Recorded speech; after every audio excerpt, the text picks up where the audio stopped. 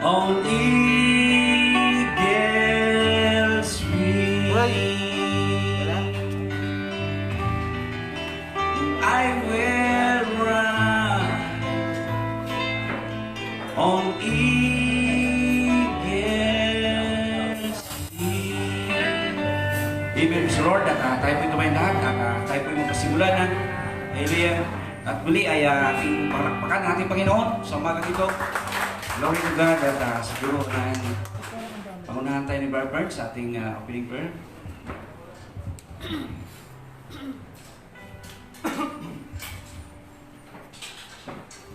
Hallelujah. Purihin ka, dakilang Diyos. Nasamba ka namin, Panginoon. Hallelujah. Dear Lord, isa na namang umaga ang pinagkaloob mo sa amin sa araw na ito, Panginoon. Nagkalooban mo kami at pinahintulutang magising at masilayan ang araw na ito, Panginoon. Salamat sa taglay na kalakasan at kalusugan ng aming mga katawan, Panginoon. Salamat sa aming pagbangon at hindi mo po ninyo pinahintulutan ang malubhang karamdaman sa amin. Salamat sa iyo, Lord. At isa na namang pribilehiyong ma-exercise namin, Panginoon, upang kami ay manambahan, magpuri, Panginoon, sa inyo. Salamat po sa mga nakatalagang mga kaluluwa, Panginoon, na dinala mo rito upang kami ay magsama-sama, magkaisang puso at isipan upang kami ay manambahan sa inyo. Salamat po sa araw na ito na iyong pinagkaloob sa mga nakaraang araw, Panginoon. Salamat sa mga biyaya mo, pag-iingat mo sa buong sanlinggo na kami po ay iningatan mo sa aming pong mga trabaho, sa lahat ng aming mga task, sa lahat ng aming mga ginawa, sa lahat ng aming mga ginampanang mga tungkulin, Panginoon. Salamat sa iyo, Lord. Sa umagang ito at sa araw na ito, nais namin i-commit na kami ay samahan po ninyo, kasihan po ninyo, linisin ang aming mga espiritu, Panginoon. Aming mga puso, Panginoon, ay i-turn mo, Panginoon, hindi para lamang sa inyong presensya, Panginoon.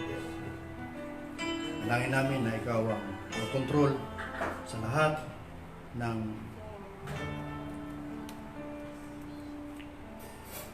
gagawin, iisipin namin, Panginoon, habang kami, Panginoon, ay nakikinig at tumatalima sa inyong mensahe. Salamat sa iyo. Purihin ka, Panginoon.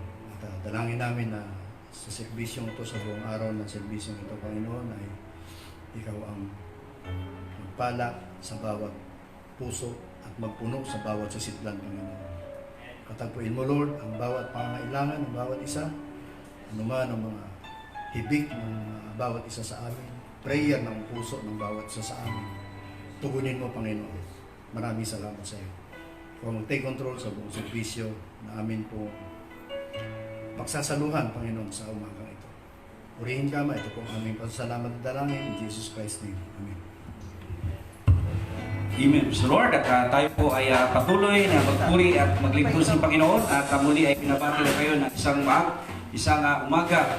Amen, at na umaga kung saan ay tayo ay naparito upang ating papurihan ang ating Panginoon.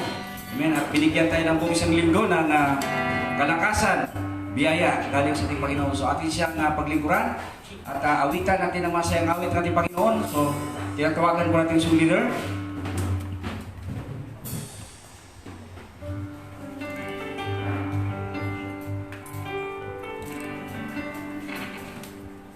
Shalom, bride. Tunay na ang mabiyaya ang Panginoon sa bawat isa. Palagpakan natin ang Panginoon, mga kapatid. Tayo'y magpuri sa ating buhay na Diyos. Tayo awit ng mga makalangit na awitin. Amen. New creation.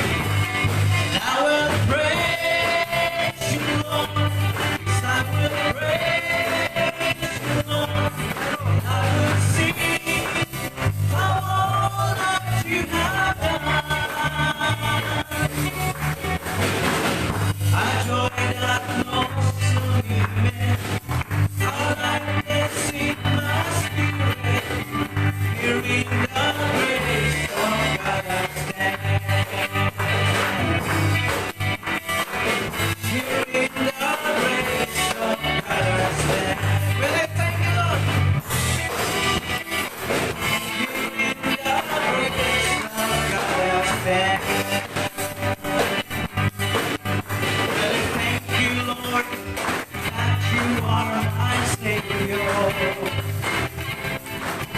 You're my strength and hope, the rock on which I stand. You gave me life and the grace that's greater. When I humble myself beneath your mighty hand, you bring times of refreshing. You bring times of refreshing. You bring times of refreshing to my soul. When I'm weary from the fight, I'm trying to do what's right. You bring times of refreshing to my soul. For the day will come when we all be gathered, and the sun will rise beneath its wings, and all the years of pain seems no matter. When our eyes behold a picture in our gaze, you bring times of reflection. You bring times of reflection. You bring times of reflection to my soul. When I'm weary from the fight, I'm trying to do what's right. You bring times of reflection to my soul.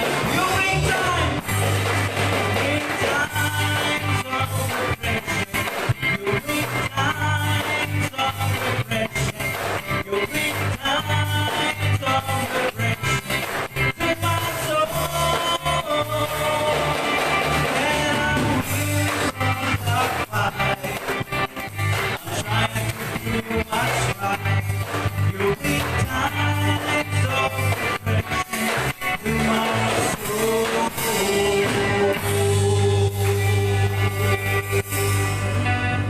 Amen! Hallelujah! Purihin ang Panginoon sa ating muling awit. Great is the Lord.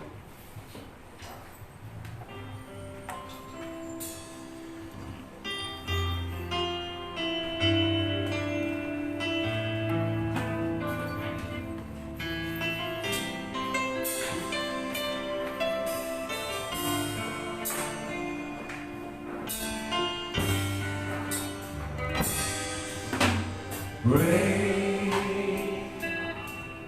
is the Lord and most worthy to be praised. The city of our God, the holy place. The joy of the whole earth.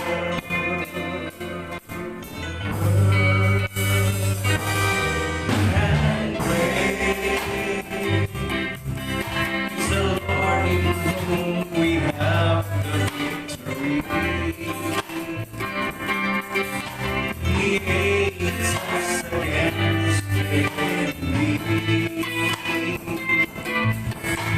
We bow down on our knees.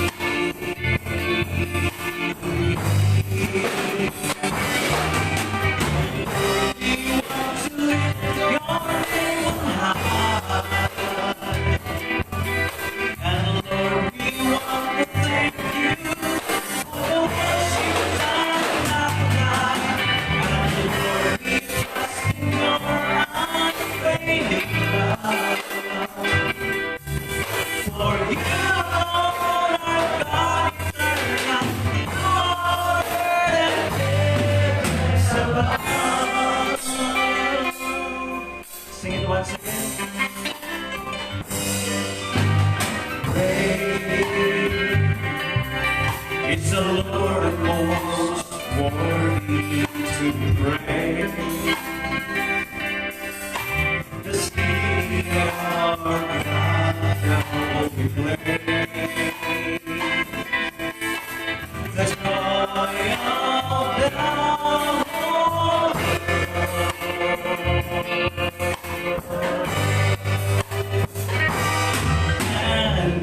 It's the Lord in whom we have your victory. He aids us against the enemy. We bow down on our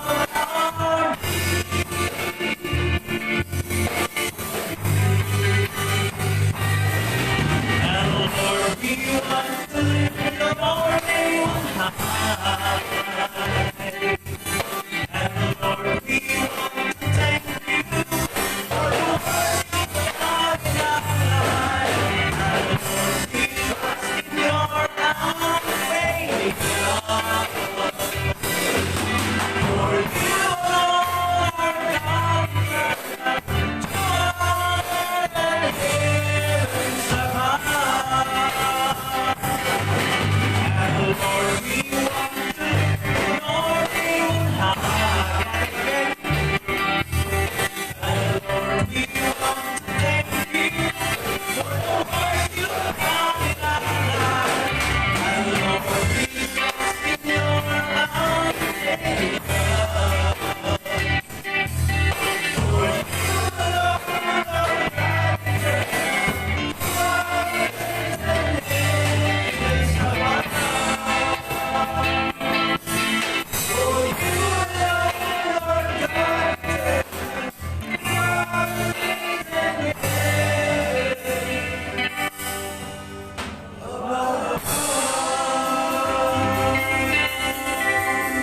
Amen. So Lord, at pagkira ng Panginoon, at tayo po ay makapuna at dadako sa mga katutuo, salamat. Amen. At handog ng awit sa Panginoon, kung mayroong kapaghanda dyan, ang pasalamat sa Panginoon, welcome po kayong pasalamatan natin Panginoon sa mga ito. Si Brother Noel, God bless you. Amen. Nais ko lang din po magpasalamat sa Panginoon sa katagumpayan niya sa amin, sa aming buong pamilya, sa pag-iingat niya sa amin kasi nitong pandemic ako na rin nagkaroon ng trabaho tapos yung trabaho ko pa nung umpisa medyo nahirapan din yung company namin kasi yung mga business din dun sa kanila sa Australia nag-lockdown din sa kanila so, tapos mas mahigpit so nahirapan din yung namin company namin mag-adjust. Meron pa one time na parang naisip ako ng mag-resign para mag-awit. Pero sige yung nag-provide ng trabaho, sabi ko kaya alam kong siya rin yung magagawa ng way para mag-provide sa amin. So pinapasa sa Panginoon kasi nag-provide siya. Tapos hindi usual na mag-increase sila sa ganung time. Pero matagal na yung request ko. Tapos yung time pa na yun kasi bago mag-crisis, nag-request na ako ng-increase. Kaya pinapasa na sa Panginoon kasi binigay niya sa akin. At yung pinapasa na ako sa Panginoon, yung kanyang way din sa mga youth. Kasi napansin namin yung mga youth nung nagkaroon ng crisis, parang naging malamig din. So nakaisip kami na magkaroon kami ng fellowship habang hindi pa pwede magsimba. Na tuwing Sabado, nagkaroon kami ng online na sharing. Tapos yung sharing na yun, sharing lang dapat, kamustahan. Tapos hanggang sa parang nagpindikit yung Panginoon na bakit di natin gawing gawain. Kaya kahit na kami mga youth, hindi kami nakapagdaos ng youth fellowship ngayong taon. Pero siya yung gumawa ng way para magkaroon kami ng gawain. Tapos yun, yung mga pastor din na nag-support na lahat. At yung iba, sabi sa mga youth din nila na umatin kayo. Tapos iba nag-preach pa. Kaya isang kalakasan din sa mga youth yun. At yung kahapon siguro yung naging last namin na gawain na formal. Tapos magbabalik na namin sa sharing ulit. Kaya para sa Panginoon kasi isang kalakasan yun sa amin mga youth na meron para kami mga gawain kahit na naging challenging para sa amin yung ganito sa parents din para hindi rin sila maligaw. Kaya para sa Panginoon kasi bibigay siya ng way lagi. Kahit na ganitong maraming challenges, lagi may pinapakita na siya yung provider. Kaya para sa Panginoon lahat, bibigay sa amin yung papuri. Amen. So Lord, at ulit yung Panginoon sa pasalamat din ang ating kapatid at tunay na napakaganda ng kanyang testimony at ilang months na talagang binabaka nila yung pakikipag-usap sa iba't ibang churches sa mga youth. At God bless you, Brother Noel, sa iyong effort. At mayroon pa bang nais? Si Sir Luna?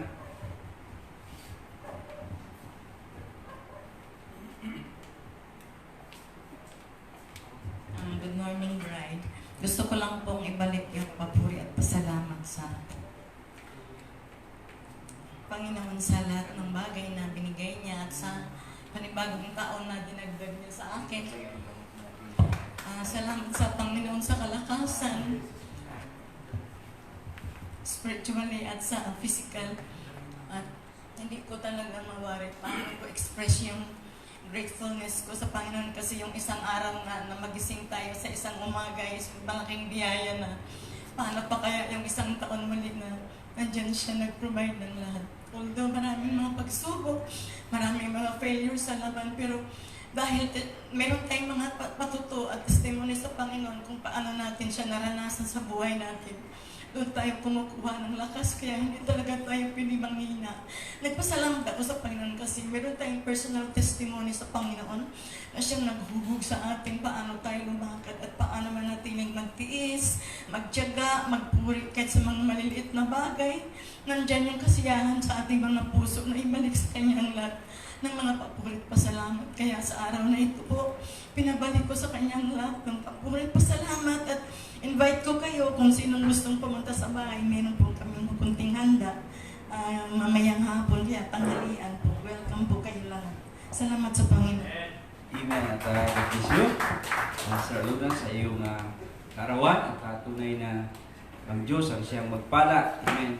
Sa lahat ng araw ng iyong buhay. At nais ko rin magpasalamat sa ating Panginoon sa mga blessing na patuloy niyang pinagkakaloob sa amin.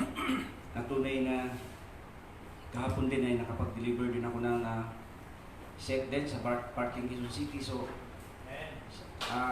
hindi ko akalain na akala ko squatter area lang yung pala ay village. So, napakalaking bahay. Siguro yung bahay ko kaya tatlo ipasok mo sa loob kasya.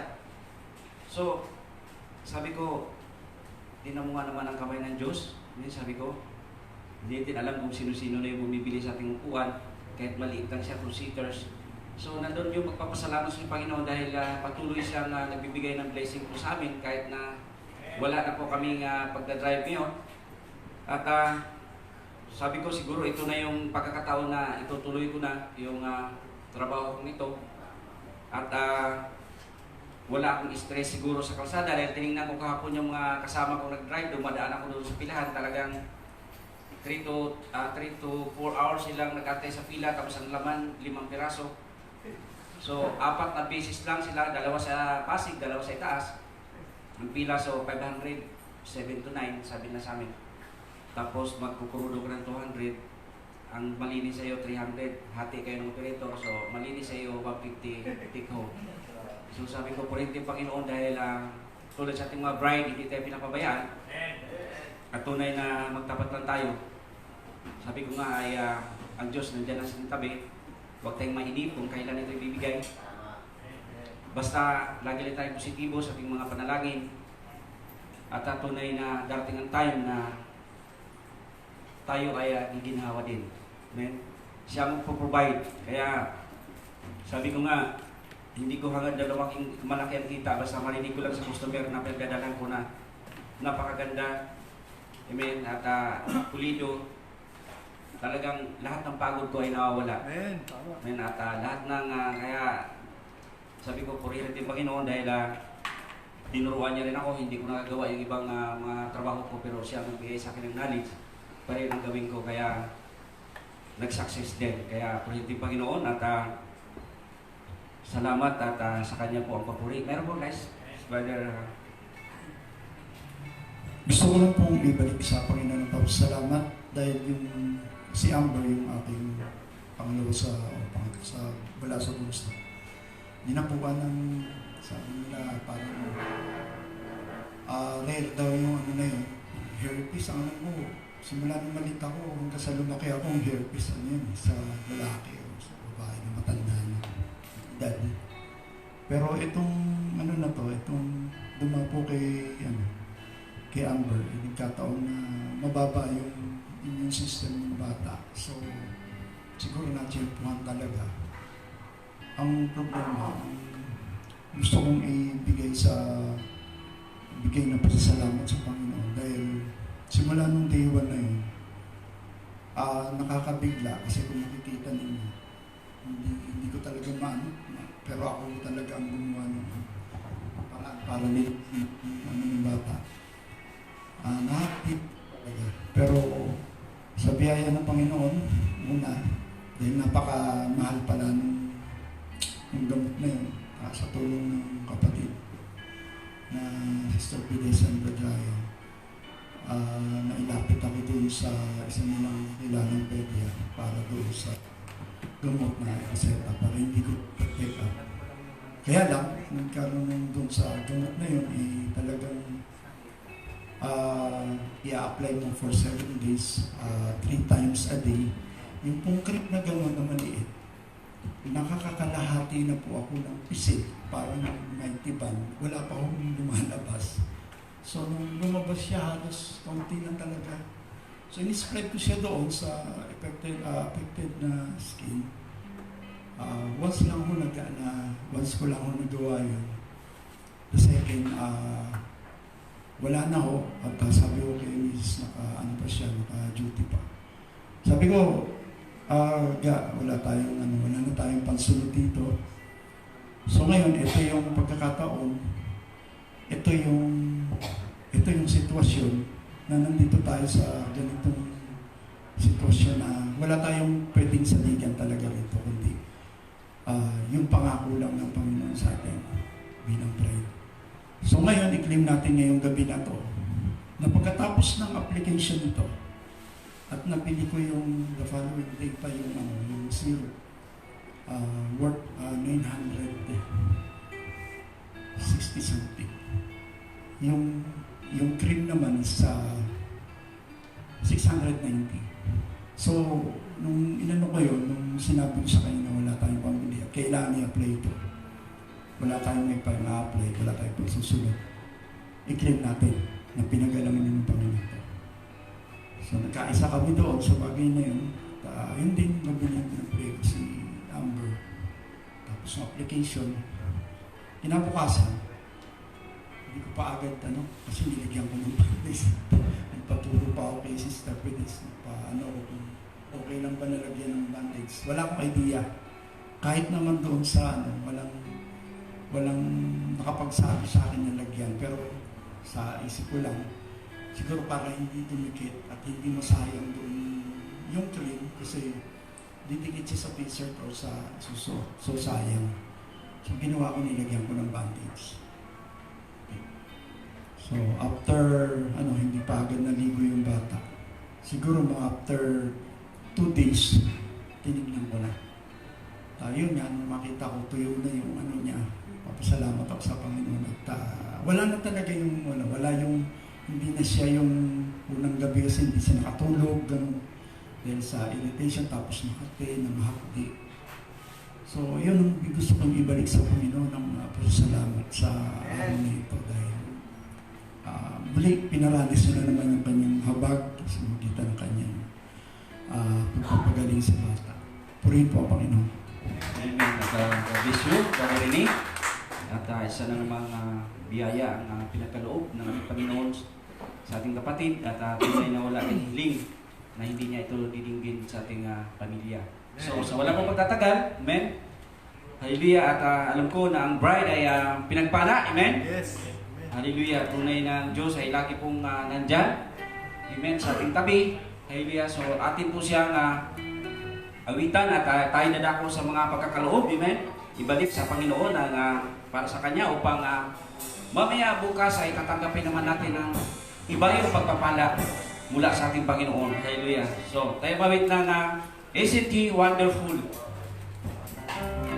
Isn't He Wonderful? Wonderful, wonderful.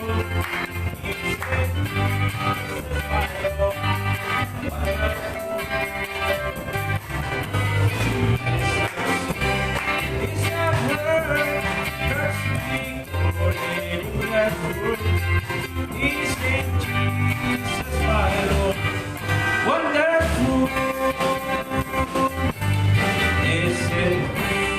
Wonderful.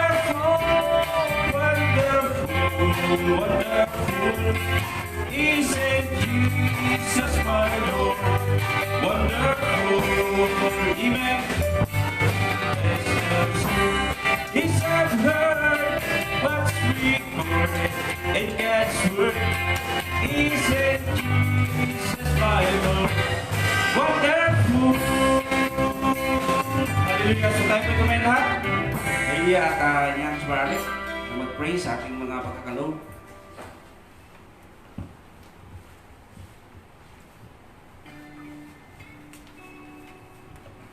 Tayo po ay lingkod na namin. Ikila at mapagpalang Diyos. Panginoon, minsan pa kami po ay nagpapasalamat sa umaga nito, Lord, sa mga biyaya at pagpapala mo, Panginoon. Salamat din sa pag-iingat po, Panginoon, sa amin sa araw-araw. Lord, kami po ay nagpapakumbaba at humihingi ng pagpapatawad po, Panginoon, Lord, sa amin po mga nagawang pagkakamali na hindi sinasadya. Dahil alam po, Panginoon, ang aming po mga kahinaan at maging sa amin po mga pagkukulang, Panginoon, Lord. So, umagang ito, Lord, inalapit din po namin sa iyo, Lord, ang mga kaloob na ibinigay ng iyong pong mga anak, Panginoon, ng iyong pong nobya, Lord. At niling po namin, Panginoon, ito po ay palahin mo, Lord.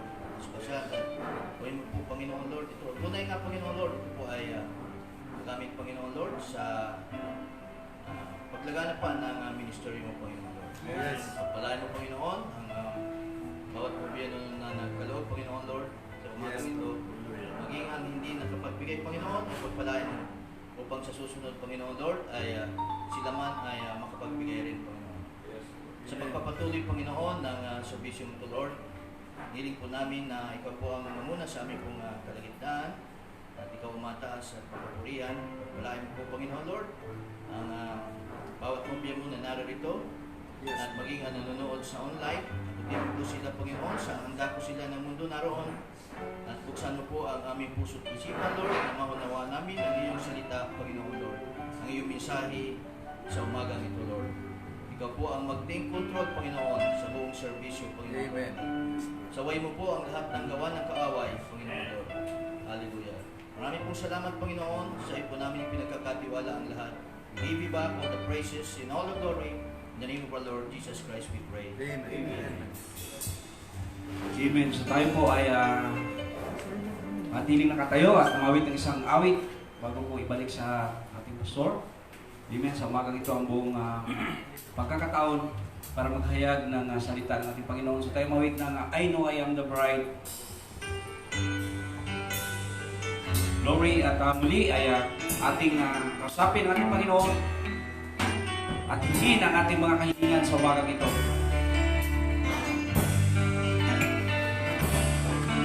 I know I am the bride that you're returning for. Mercy garments white and wrinkles free. Yes, Lord. I have no earthly love that I am holding true. You're the one who makes everything to me. I will sing, I will worship you, I will bow myself down humbly at your throne. I will do anything, I will give everything to you, my Lord. I will sing glory, hallelujah. Yes, Lord, I will worship you, Lord.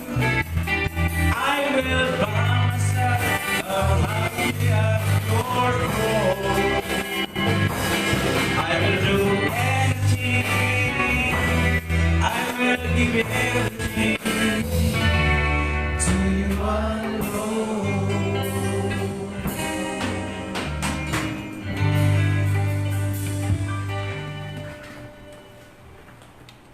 Praise God, magandang umaga. Lahat ng kapatiran.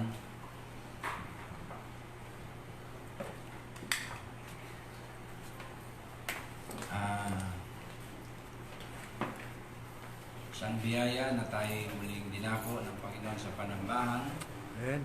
sa kabila ng suffering ng buong mundo.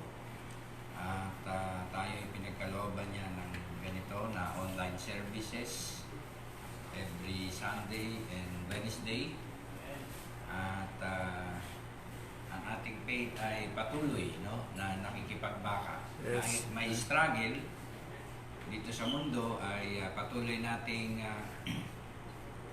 ine-express yung ating pagiging believer sa time na ito. At dahil alam natin ang sitwasyon ng mundo, marami na po mga churches, mga church members sa iba't ibang dako ang hindi na po nasusumpungan ang kanilang presensya at kagalakan sa Panginoon. At kagaya ng aking mga nakakwentuhan ng mga Christian denomination, ano daw ngayon ay talagang maraming nagbabackslide, nangihina sa mag-iisang taon na ito na pandemic. At ang Bride of Christ lang talaga ang patuloy na tumatayo. Amen. Yes. Amen. Sabi nga, matitigas ang ulo na meron pang gathering. Diba? Pero hindi po maaaring maalis. Kahit 2 or 3, diba? Sabi, gathered in my name, I'm in the midst of thee. Now, sa umagang ito ay tayo bumasa ng ilang scripture. Tapos tayo manalangin dito sa Matthew chapter 5, verse 45, na ilang familiar verse. That you may be the children of your Father which is in heaven. For he maketh his sun to rise on the evil and on the good, and sendeth rain on the just and on the unjust. Isa pa dito sa Ephesians chapter 3, that Christ may dwell in your hearts by faith, that you being rooted and grounded in love, and may be able to comprehend with all saints what is the breadth and the length and the depth and the height, and to know the love of Christ which passeth knowledge, that you might be filled with all the fullness of God. Now unto Him, dito naman sa 3:20, that is able to do exceeding abundantly above all that we ask or think, according to the power that worketh in us. At tayo po'y yumuko at magpasalamat. Glory, hallelujah. Dakilang Diyos na mahabagin at puspos ng biyaya. Amen. Sa umagang ito, muli mo pong tinggin ang aming mga karaingan at ang aming mga panalangin. Amen. Iyong katagpuin ang lahat ng iyong mga anak na dumudulog sa iyo. Yes, Lord. Amen. Hallelujah. Taglay ang mga kahapisan at suliranin. Amen. At ang ilan ay testimonyo at pasasalamat. Pagpalain mo po, Lord, ang munting fellowship na ito at ang mga salitang aming pagbubulay-bulayin ay maging kalakasan namin sa panahong ito, Panginoon. Yes. Gamitin mo ang iyong panglingkod, Lord. Hallelujah. At ikaw magbigay ng inspiration sa bawat mensahe. At ito'y maging inspiration sa aming mga buhay. Na Amen. lumakad at patuloy na tumayo sa iyong mga salita sa Yes, panahon Lord. na ito. Amen, Lord. Palain mo po ang pagkabasa ng iyong mga salita. Ito po ang aming dalangin sa iyo. In Jesus' mighty name we pray. Amen. Amen and amen. Tayo po'y makaupo na. Glory to His name. So, yan. Tama yung orasan, no? 9:00 na po ngayon. At kagaya ng ating napagkasunduan ay atin muna i-divide yung ating mga gawain para lahat po ay papaboran natin. At kami kahapon ay dumalo sa isang anniversary at dito sa San Miguel, sa church ni Pastor Edwin. Tunay na pinagpala po ito at na-bless ang mga bisita. Meron po kaming ilang kasamang bisita from different churches. I think yun ay Bethel Church mga ministro. At na-bless po sila dito sa mensahe at dito sa fellowship na ito na aming pinuntahan. So, sinabi nga ng mensahe na let your light shine, di ba? Upon all men, di ba? Magliwanag tayo, maging living example. Amen. Diba, ano man ang ating ginagawa ay maipakita natin sa kanila ang liwanag ng mensaheng ito. Sa buhay, sa salita, sa testimonyo, sa transaction, sa lahat-lahat. Di ba? Makita nila sa ating yung pagiging believer. At yung ating kaibahan from the rest. Kasi marami po naman nagsasabing Christian. Diba? May Kristiyano sa labi. May Kristiyano sa reliyon. Diba? Pero meron totoong Kristiyano na nasa buhay. At yun ay may manifestation at meron yung identification.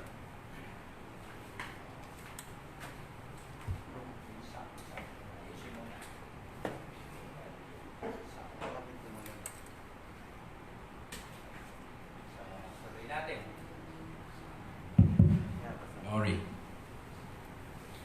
At kahapon ay nakasama ko yung mga group nga na yun na grabe po yung mga karakter nila para din dito sa atin yung mga rider na yon na mga Christian. May matanda, may mga senior.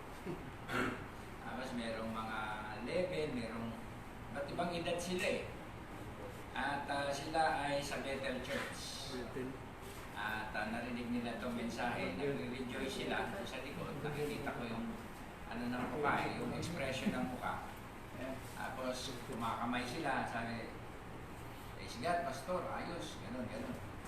At pinagpatotoo sila doon. I believe na sa pamamagitan ng ganong bagay ay naipapakita natin sa kanila ang mensahe. Amen. Okay? Maging sa mga unbeliever, may mga unbeliever din dumalo, din kasama doon sa group na yon ni Pastor Dan. At nag-appreciate din sila, nag-respect. At naging masaya yung fellowship. Ang gawain nga nila ay hindi pa tapos hanggang ngayon, anniversary pa rin nila. Ako, yaman nyo Pastor Tuloy-tuloy yung inyong anniversary. At ang pinakamagandang parte ron, sila ay MGCQ na. Oh. Kaya meron na silang ganong karaming gathering. Tayo, hindi pa yata. 50%. Kaya sabi ko, maswerte kayo dyan. Ang dami nila eh. Talagang ano eh. Yung mga bisita. At ang mga membro ay cooperative sa mga ministry na inihatang sa kanila. So masaya yung fellowship. Andun din yung mga taga-Pasig sa ni Del. Jindel. Nakita ko sila lahat doon. At nagre-rejoice sila sa mga fellowship na yan. Now, ang nais kong i-share ngayon sa umagang ito ay yung tinatawag na identification or identified with Christ. Kahapon, ang aming pinag-usapan ay harmony. Kasi anniversary, di ba? Paano kayo tumagal ng 27th year na pagsasama kung wala kayong harmony? Kaya doon, pinag-usapan namin yung harmony ng father and son, harmony ng husband and wife, harmony ng tinatawag na Lord and servant, di ba? Kasi may harmony po yan eh. Pag hindi nagkaroon ng harmony, yung Lord and servant, yung servant magiging Lord. Diba? At magkakaroon siya ng tinatawag na insubordination, diba? Anong mangyayari? At magkakaroon sila ng tinatawag na class. So, yun ay na-take up at na-compress sa loob ng 30 minutes. Kasi po ay napakalayo ng lugar. Hindi po siya straight lang, puro traffic. Kaya Brother Aris, ewan ko kung anong oras na ito nakauwi. So, malayo. Malapit lang pero maraming traffic. But thank God at kami ay nakauwi ng matiwasay at taglay ang kagalakan at revival na ating na-share sa kanila.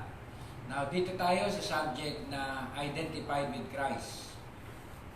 Okay, hindi tayo identified sa religion. Kasi pag sa religion tayo identified, let's say end time. Diba? So ang end time ay marami, iba-ibang klase. Right. Diba? May end time na maraming asawa. May end time na konti lang, tatlo lang, may dalawa. May end time na iba-ibang end time, di ba? May end time na kung saan ay tawag dito, corrupt. May end time na politikero. May end time na dogmatic. Iba-ibang klaseng end time. So, tayo ay identified kay Christ. Diba? Kasi marami pong gumagamit ng salitang end time. Kaya hindi tayo identified sa religion. Diba? Pag sinabi din naman nating Branham, ma-identified naman tayo sa Brahmamites. Diba? Hindi naman din tayo Brahmamites. Nakuha nyo mga kapatid, hindi naman tayo sumasamba kay Brother Branham. Hindi naman natin na-idolize yung tao. Kaya identified tayo kay Christ. Can you say amen? Dahil yun ang true identification. Amen? Hallelujah. At kung doon tayo ma-identify, tunay na si Christ ang maluluwalhati natin. Kaya sabi dito sa 5:45, that you may be the children of your Father, which is in heaven, for He maketh His sun to rise, and on the evil and on the good, and sendeth rain on the just and on the unjust. Kaya umuulan, umaaraw, sa lahat, masama't mabuti, wicked or righteous, hindi karapatan yan. Diba? Na humingi, mag-pray, at tumatanggap din, mga kapatid, kasi hindi mo malimitahan ng biyaya. Hindi mo rin malimitahan ng ulan. Pag umulan, lahat po yan sasalo.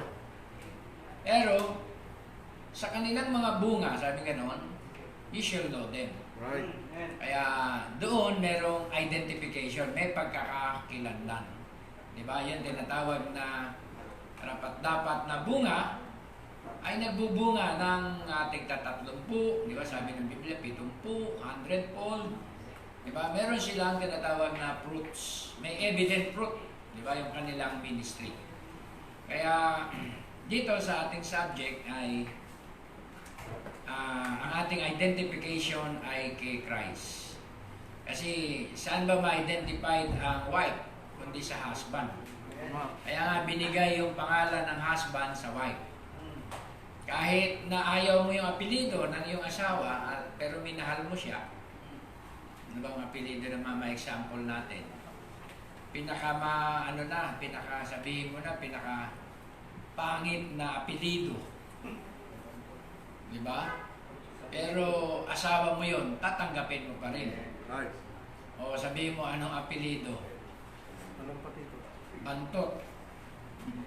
Tatanggapin mo pa rin ang apelidong Bantot. Kasi yun ay husband mo.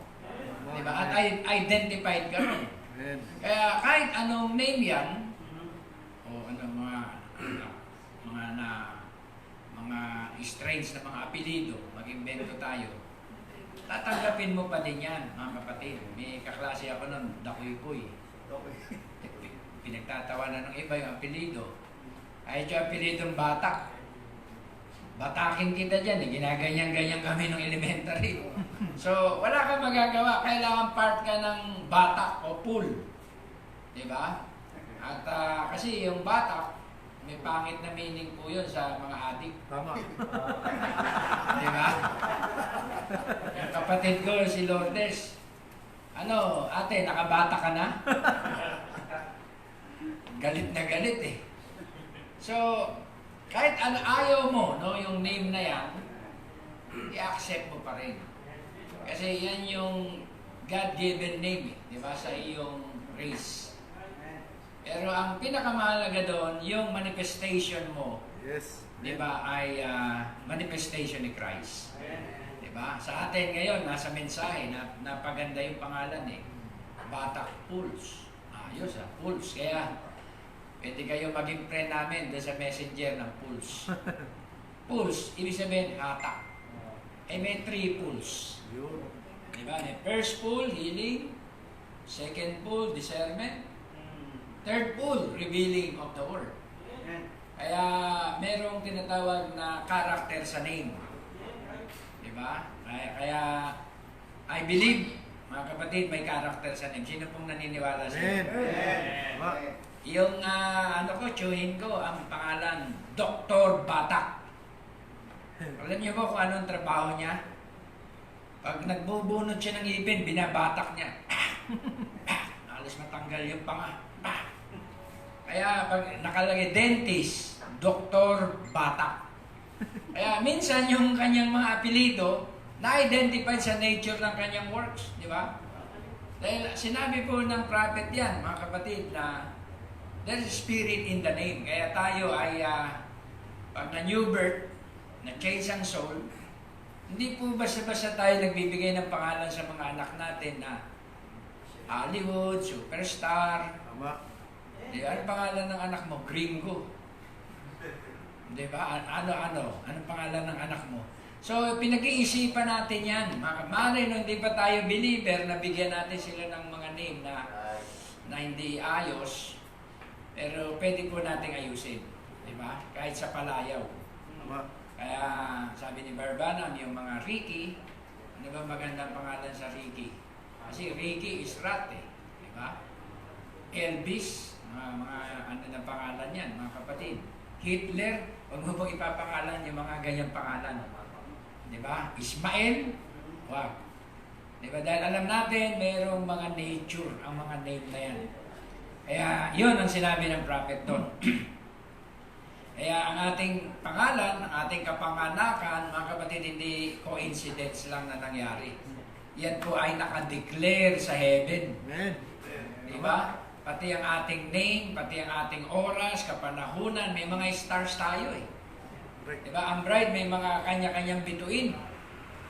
Di ba? At meron din tayo mga birthstone. Naniwala po ba kayo, mga kapatid? Kung meron kang stars, may birthstone ka. Yung 12 tribes, may 12 bato po yun. May kanya-kanya silang bato. At alam niyo bang ang isa doon sa 12 bato na yun ay bato din natin? Siguro sa mga susunod. I-take up natin yan sa tinatawag na, ano tawag dito? First Bible, ay pwede nating matouch yan. No? Yung tinatawag na yung jasper at yung persendalas and sapphire yata, kung ako nagkamali. Yung dalawang bato ay tumutukoy sa persendalas. So, tayo po mga kapatid ay na-identify sa ating mga kapanganakan. Na-identify tayo sa mga bato na yan. Bakit? Ano ba ang bato? Ang bato, para sa Bible ay mahalaga. Diba? Ang bato ay kapahayagan ni Kristo. Diba? Yan ay revelation of who He was, who He is, and who is to come. Diba? Makilala mo yung Jesus Christ yesterday, today, and forever. Kaya meron siyang mga identification. Kaya sabi ng Diyos kay Peter, Blessed art thou, Peter, Simon Bar-Jonah, flesh and blood hath not revealed it unto thee, but, di ba, the Father in heaven, di ba? Upon this rock, so na-identified siya sa rock. Di ba? I'll build my church. So hindi lang si Peter ang na-identified sa rock o doon sa stone. Tayo din ay na-identified, mga kapatid, sa rock. Dahil ang rock ay ang revelation ni Jesus Christ. Tuloy natin, no, yung ating subject. Now, sa uling panahon na to, ang true vine at false vine ay meron na ring pole fusion. Diba? Kaya, hindi na mahirap ma-identify kung tama o mali ang nasamaan mo o nagrupuhan mo. Can you say amen? Kung mali ang nasamaan mo, uusok. Diba? Uusok yan. Kung ano yung pinagagagawa niya, diba? Uusok yun. May mga magre-react na tao, may mga magwe-welga doon, may mag-expose doon. Kasi ano yun eh, wala pong umusok na walang apoy. Right. May nag-ignite somewhere na apoy. Kahit anong gawin mong takip sa usok, hahanap talaga ng ano yan. Diba? Kahit may smoke screen ka pang ilagay dyan, uusok at uusok kung ikaw ay false vine. Can you say amen? Kaya hindi na po mahirap ma-identify ang false vine at true vine. Right. Kasi sabi ng prophet, meron ng full fruition in this age. Right, amen. And their fruit will mature and ripen. Amen. Diba? Ang mga bunga nila, ang mga disipulo nila ay mahihinog at magmamature. Diba? So, ang tinatawag na maturity, ng tinatawag na false vine, direkta po yan, mga kapatid, sa World Council of Churches. Direkta yan sa Antichrist. Direkta yan sa anti-word. Can you say amen? That is correct. This is evil and spirited church, full of iniquity, will be revealed. As the mustard seed that grew into a tree, wherein lodged the fowls of the air.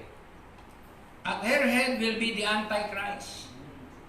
So magiging ulo ng mga fowls na ito of the air na nagpahinga sa Christianity. Kasi yung tree dito, yung mustard seed ay Christian tree. Diba? Yan ay message churches. Diba? Yan ay tinatawag na gathering ng mga Christian. So ang mga fowls of the air, ibig sabihin nito, mga unclean birds with different feathers, ay tumatambay din sila doon sa Christian tree. Kasi para ma-identified sila. Kasi ang Christian tree ay mabunga. Malawak ang kanyang ang tawag dito, ang range ng Christian tree. Pag sinabing Christian, malaki. Kaya lumilipad din yung mga fowls of the air doon, umuupo-upo. Diba? Bumabasa-basa din ang quote ng Bible. Diba? But, sabi ng message, for their fruits you shall know them. Kung yan ay fowls of the air, ibong mangdaragit. Nakala mo mapapagkatiwalaan, pero isang araw mandadagit. Diba? At ang kanyang feather ay tinatawag nating mixed color. At ang kanyang head will be the Antichrist.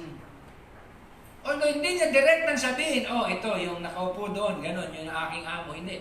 Pag yung manifestation niya, dinadrive niya ang tao, di ba, sa pagiging anti-word. Anti-Christ yun, mga kapatid. Di ba? Kasi yun ang mystery of iniquity. All this is true. Ang lahat ng ito'y totoo. And if this is true, then it must also be true that kung yung mga yan ay totoo na nagaganap, totoo din na meron ding bride tree. Meron ding tunay na bride.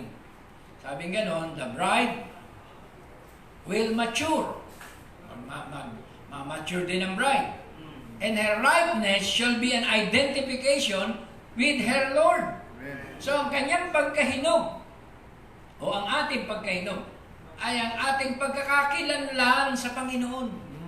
Ibig sabihin, may harmony.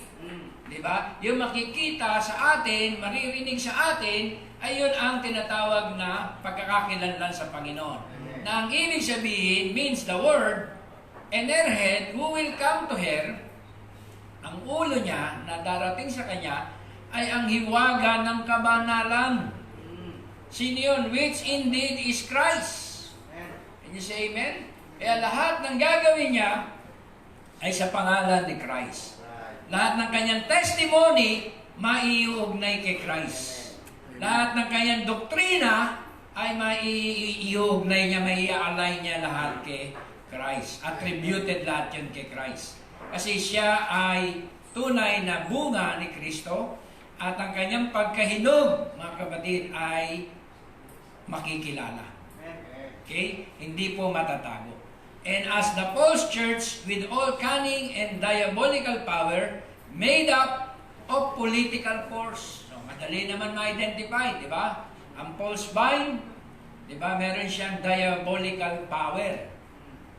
Made up of political force. Gumagamit ng political force, physical force, nami-physical, di ba? Carnal approach. And demons of darkness comes against this through this, okay? Physical forces and demons of darkness comes against this true vine. So lahat ng kumakalaban, mga kapatid, sa bride ay false vine. Kaibigan mo, kamag-anak mo, relatives mo, ka-friendship mo, basta kumakalaban ha, sa true vine, false vine ang baksak. Bakit, mga kapatid? Yun yung hindi naman bride na nagkiklaim ng bride, mga denomination unbeliever, napapamahal sa atin eh. Nagiging close sa atin, grabing respect sa atin. Oh, Paano yung mga ganyang tao na nagsasabing so-called bride?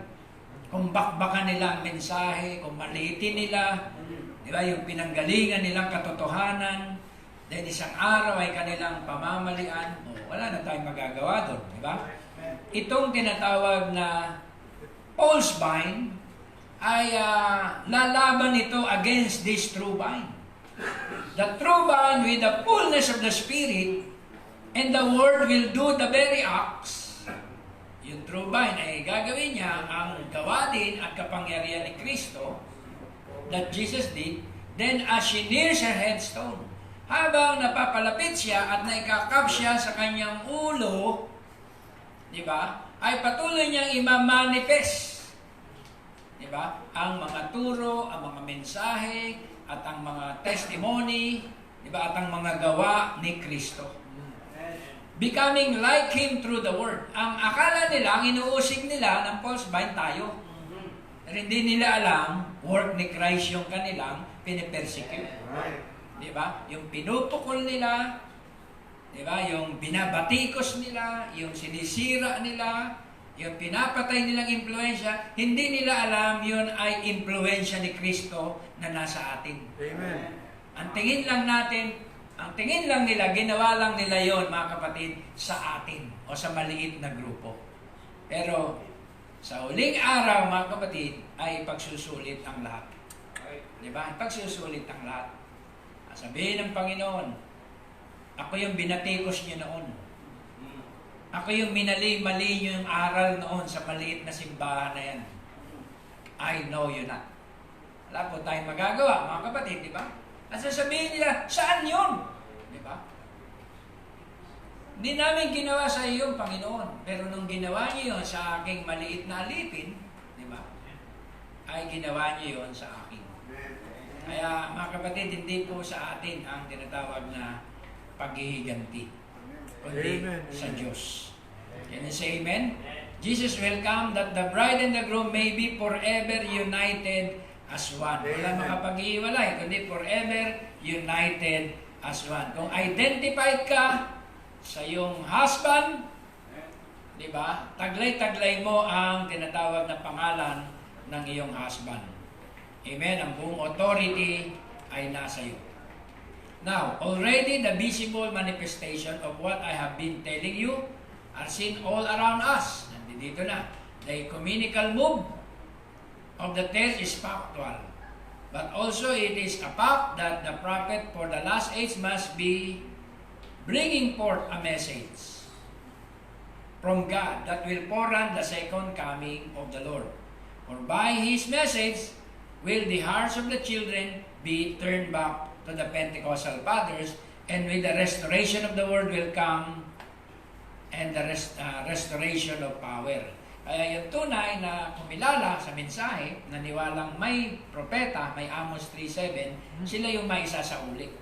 Kasi hindi naman lahat ng end time sold out sa prophet. Di ba? Ang iba ang tingin nila sa prophet ay parang si Balaam lang.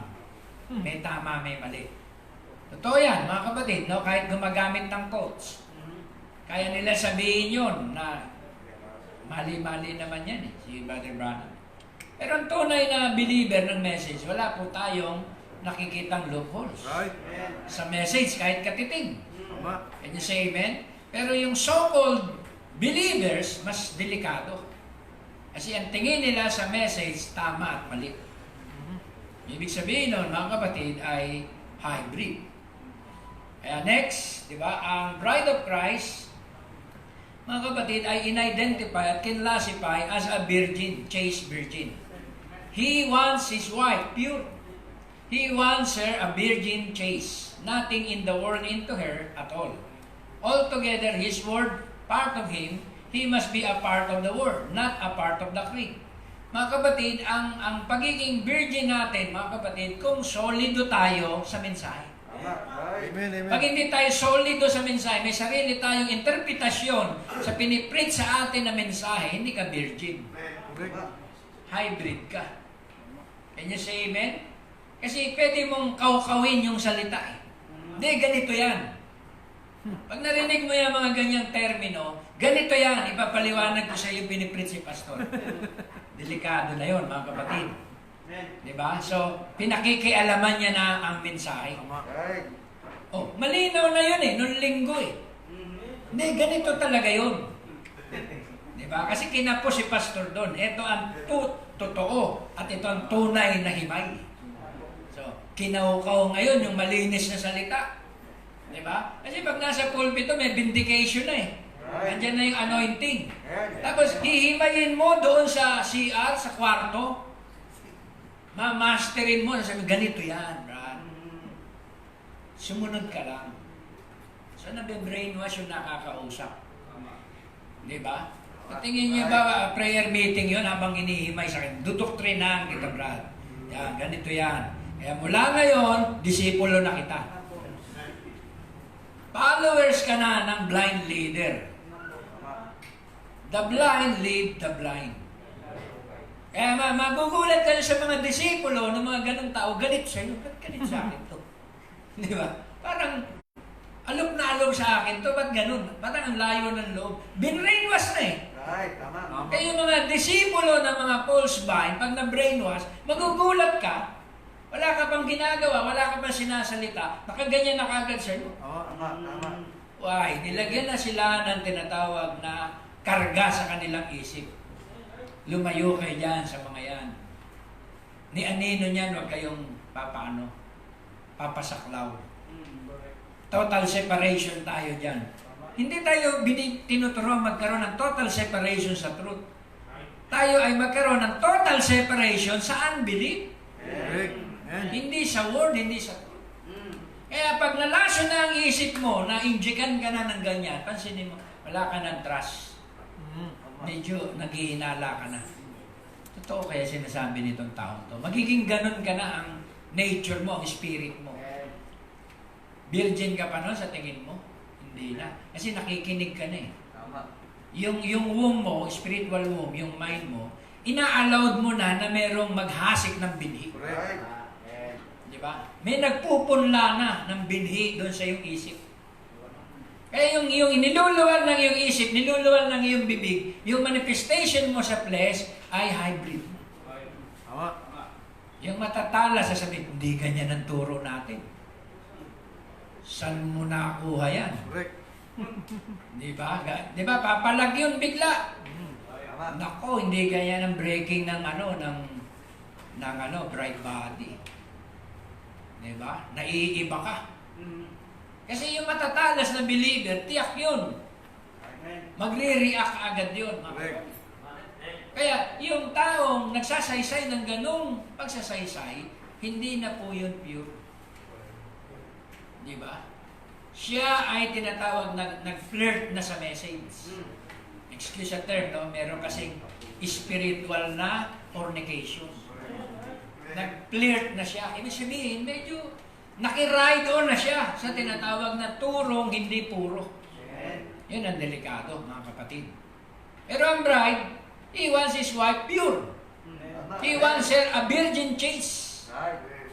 Ang term po ng sinasabing virgin, ina-apply ito, mga kapatid, sa tinatawag na spiritual na aspeto, kagaya yung mga asawa niyong babae. Di ba? Pag ito ay 100% sa inyo, virgin yan sa paningin ng Diyos. Amen. Kasi yung womb nila, yung spiritual womb nila, mga kapatid, ay hindi po na-pollute ng ibang mind. Di ba? Hindi nasasaklaw ng ibang control. So ngayon, makakarinig ka ng mga churches. Pag wala ang asawa nyo, sa akin kayo didiretso. Di ba? Dahil kasi ang angel, ang pastor, ay siyang headship ng tinatawag na woman. Kaya kayo mga woman, nasa abroad ang inyong asawa, ay kami na ang representative nila sa inyo. Magulat ka na lang isang araw, may relasyon na. Diba? Pati allowance, wala na. Mali yun, mga kapatid. Mawawala ng respeto ang wife sa kanilang husband pag ginanon mo. Diba? Nakita niyo ba yung ginawa natin dito? No sir, hindi natin ginawa yan, di ba? Tinuturuan natin na mga kababaihan dito, rumespeto sa kanilang asawa. Kahit may kamalian o may kahinaan. Diba? Hindi ko kayo pinadedirekta sa akin. Diba? Sa inyo pa rin mga asawa. Kasi sila ang inyong head sa family. Can you say amen? Naunawaan niyo mga kapatid. Kasi makakapagdumi na yung pastor doon sa sa asawang lalaki. Kasi yung asawa mo naman, hindi kami body. Kaya ang pupuntirihin yung mga asawang babae, yun ang dudoktrinahan. Pagdating sa pamilya, away yun. Masinin mo yung babae, walang respeto sa lalaki yun. Kasi ako nga, direkta kay pastor, ikaw hindi. Diba? Mali yun. Maling delegation ng authority. Kung may mga gumagawa yan na nandito na sa message, yan po ay false. Kasi yan yung mga naririnig kong sumbong. That's true. Yung mga naririnig ko sa ibang mga churches, may ganun silang way. Kasi kung hindi nila makokontrol yung lalaki sa church, hindi nila mapapasunod, meron pang alternative yung babae. Come out ka, lalaki ka. Hindi ka papayagan ng misis mo kasi yung misis mo loyal sa akin. Ako hindi ganun eh. Hindi ganun ang way ko. Pag ayaw na nung lalaki, yung padre de pamilya dito sa church, hinahayaan ko na. Hindi na ako aanahin ko pa, sasabihan ko pa yung babae. Pag-aawain mo pa yung pamilya. Kasi isa lang yun. Nakuha niyo mga kapatid? Isa lang yun. Kailangan may kapayapaan yun saan man yun pumunta o saan man yun tumayo. Kaya ang binibigyan ko ng pagpapalaga yung mga haligi ng tahanan, yung mga lalaki. Pag yung trust, yung confidence, ayaw na sa church, wala na tayong magagawa doon. Yung iba, hahabulin pa yun, yung mga babaeng dodoktrin. Ganito yan. Yung mister mo kasi, nalilihis na yan. Wala na po mga kapatid. Hindi mo na maaayos yun. Diba? Kaya tinawag silang chaste virgin sapagat sila ay pure. And he wants her virgin chaste, nothing in the world into her. Okay ba itong orasan natin? Hindi gumagalaw ah. We must be a part of the word. Not a part of the creed. A part of the word, not a part of the church. Tingnan mo na? Kaya, kasi pwede mo sabihin, loyal na loyal ako sa church. Di ba? I can do all things sa church. Hindi ganun mga kapatid. Kailangan part ka ng word. Paano kung ang church malihis na sa word? Yung woman, kasi church ay woman. Ang word ay man. Di ba? Kaya nga nagdomina yung, di ba? Yung relihiyong, ang tawag dito, Roman Catholic, nagdomina sa Bible. Ang sasabihin nila, kami kung ano yung sinabi ng church. Hindi yung kung anong sinabi ng Bible. Ang man ay Bible. Ang church ay woman, female. Kapag ang female nagdodomina na sa man, there's something wrong. Hindi ko ano yung nakagis na namin sa aming church.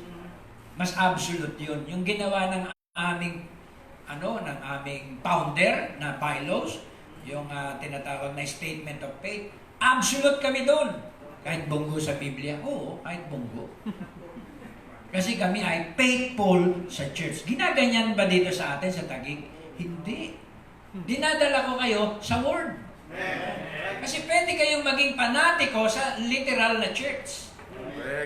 Pero isang araw, mababackslide ka kasi hindi ka naging grounded sa word. Diba? Kahit anong pag-aalaga ko sa inyo o pagpiplis ko sa inyo as a church goer, kung hindi rin kayo nahinog o na born again dito sa mensahe, wala din. Diba? May hiwalayan din po yun. Kaya ang pinakamahalaga, ma-new birth ka. Pag na-new birth ka, hindi ka mag-human sympathy. Hindi ka magtatampo. Hindi ka mag-iisip ng masama. Hindi, wala kang katitisuran. Kasi ba't ka matitisod kay Christ ka naglilingkod? Hindi naman sa church. Hindi naman sa tao. Hindi ka naman, di ba? Hindi ka naman gumagawa para bigyan lugod ang tao. Man's pleaser yun. Di ba? Kaya, yun po mga kapatid ang ating reason. Kung bakit tayo ay tinawag na chaste virgin. Yung inyong harmony, yung inyong katapatan sa inyong husband, yung inyong faithfulness sa inyong relationship, yun ang nagpapaging birhen sa inyo. Amen. Sa paningin ng Diyos. Can you say amen? Nothing in the world into her at all. Altogether is Word, part of Him. We must be part of the Word, not part of the creed. A part of the Word, not a part of the church. A part of the bride. Church is condemned. Kita mo na. Ang church mako-condemn. Diba? Minsan, di mo na magagamit ang church. Ngayon, wala nang church. Diba? Alam niyo po ba kung ilang porsyento ng mga churches ang nakakapag-gather pa? Malaking porsyento ng mga simbahan, lalo denomination, wala nang gathering. Diba? Kaya yung matitigas lang ang ulo ang nag-gathering. Diba? Kaya sabi ko, swerte nyo, Pastor Edwin dito, MGCQ na kayo. Kami hindi. Diba? Nagwawala na yung mga kapatiran, gusto na mag-church talaga, kaya lang, sumusunod tayo. Can you say amen? Pero I believe, no, yung ating, ang tawag dito ay, pag-aangad na yan ay pupunuin ng Diyos. Upang tayo ay makapaglingkod sa Kanya. Kasi part of the Word tayo eh.